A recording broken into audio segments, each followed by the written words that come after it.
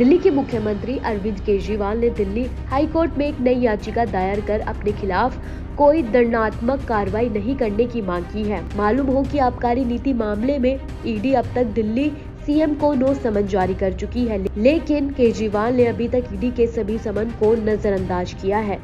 इससे पहले बुधवार को दिल्ली हाई कोर्ट ने उनके मामले की सुनवाई के दौरान अरविंद केजरीवाल के वकील ने कहा कि उन्हें आशंका है कि ईडी उन्हें गिरफ्तार कर लेगी और अगर उन्हें सुरक्षा दी जाती है तो वह ईडी के सामने पूछताछ के लिए पेश होने के लिए तैयार है। अरविंद केजरीवाल जी को ईडी बार बार समन्स भेज रहा है। इन समन्स को चैलेंज करने के लिए, ये समन्स कानूनी है कि गैर कानूनी है, इस पे फैसला करने के लिए अरविंद केजरीवाल जी ने हाई कोर्ट मूव किया। ईडी ने इस पिटीशन का बहुत विरोध किया। ईडी ने हाई कोर्ट से बार बार कहा कि इसको खारिज किया जाए, लेकिन ईडी के पुरजोर विरोध के बाद भी हाई कोर्ट ने इस मैटर को सुनने का निर्णय लिया है। उन्होंने ईडी को नोटिस दिया है और ईडी को अब इस पूरे मामले में हाई कोर्ट में जवाब देना होगा। ईडी ने हाई कोर्ट में केजरीवाल के आवेदन का विरोध किया है। आतिशी ने कहा था कि हम इन समन की अवैधता के बारे में पूछ रहे हैं।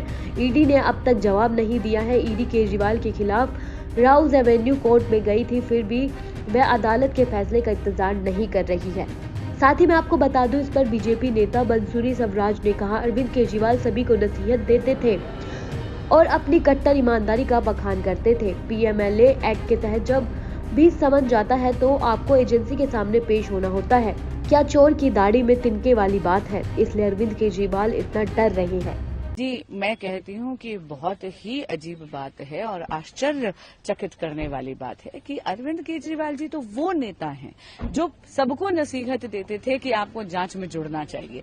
ये वो नेता हैं जो अपनी कट्टर ईमानदारी का बखान करते थे। मैं पूछना चाहती हूँ कि अगर ये कट्टर ईमानदार हैं तो जांच से भाग क्यों रहे? कल भी अरविंद केजरीवाल जी के वकीलों ने कोर्ट में यही दलील दी थी और कोर्ट ने इंटरिम प्रोटेक्शन देने से मना कर दिया था। यहां तक कि कोर्ट ने यह भी सवाल पूछा कि आप जांच में जुड़ क्यों नहीं रहे? पीएमएलए एक्ट में जब भी एक समन आपके पास आता है उसमें जांच में जुड़ना अनिवार्य होता है। जब जब माननीय मुख्यमंत्री केजरीवाल जी समन्स का निरादर करते हैं तब तक वो सेक्शन 174 ऑफ आईपीसी में एक नया ऑफेंस अपने विरुद्ध खड़ा कर देते हैं। तो मैं जानना चाहती हूँ, चोर की दाढ़ी में तिनके वाली बात है क्या इसीलिए माननीय मुख्यमंत्री जी इतने भयभीत हैं? देखिए, उनकी गिरफ्तारी की भविष्यवाणी केवल आम आदमी पार्टी के लीडर्स करते हैं और माननीय आतिशी जी से मैं यही पूछना चाहूंगी कि आप जो इतना बड़ा ये बयान दे रही हैं, क्या आपने खोल के कोर्ट के ऑर्डर्स नहीं देखे? अरे ट्रायल कोर्ट, हाई कोर्ट और सुप्रीम कोर्ट सबने ये पाया है कि शराब घोटाले में आम आदमी पार्टी के लीडर्स ने 90 से 100 करोड़ रुपए तक के किकबैक्स लिए हैं और इसीलिए बारंबार बेल रिजेक्ट हो रही है आम आदमी पार्टी के लीडर्स की। यहां तक कि अभी हाल ही में सुप्रीम कोर्ट ने तो मनीष सिसोदिया जी की क्यूरेटिव पिटीशन तक डिसमिस कर दी। आप ऐसी ही तमाम जानकारियों के लिए हमारे साथ बने रहें और देखते रहें सहारा समय का डिजिटल प्लेटफॉर्म।